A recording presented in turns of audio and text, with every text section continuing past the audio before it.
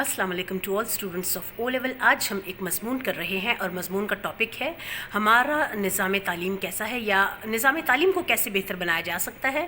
تو ہمارا پہلا پوائنٹ ہے ہمارا نظام تعلیم کیسا ہے. دوسرا ہے ہمارے نظام تعلیم میں خامیاں کیا ہیں اور اس پر قابو کیسے پایا جا سکتا ہے، یعنی ان خامیوں کو کیسے ختم کیا جا سکتا ہے. اور ہمارا تیسرا پوائنٹ ہے آپ کی رائے میں ہمارا نظام تعلیم کیسا ہونا چاہیے.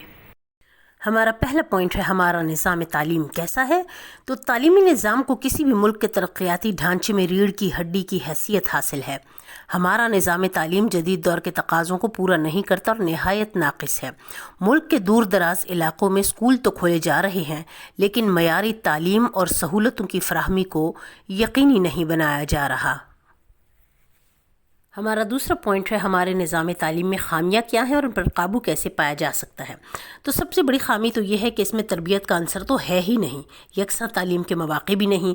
غیر تربیت یافتہ اساتذہ اس نظام کو مزید خراب کر رہے ہیں.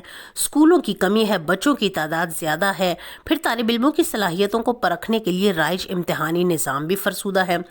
جدید نصاب، تربیت یافتہ اساتذہ، تعلیم کے یکساں مواقعوں کی فراہمی، اسکولوں کی تعداد میں اضافہ اور امتحانات کے بہتر نظام سے ان تمام خامیوں پر قابو پانے کی امید ہے. ہمارا تیسرا پوائنٹ ہے آپ کے خیال میں ہمارا نظام تعلیم کیسا ہونا چاہیے. تو میری رائے میں جدید سائنسی اور فنی تعلیم کو فروغ دیا جائے، میڈیکل اور انجینئرنگ کے شعبوں میں مناسب رہنمائی کی فراہمی کو یقینی بنایا جائے، امتحانات کے نظام کو جدید خطوط پر استوار کیا جائے، صرف یادداشت کا امتحان نہ لیا جائے بلکہ تخلیقی صلاحیتوں کو اجاگر کیا جائے. تعلیم کے ساتھ ساتھ سب سے اہم چیز تربیت ہوتی ہے، اس لیے تعلیمی نظام میں سب سے اہم چیز تربیت پر بھی خصوصی توجہ دی جائے.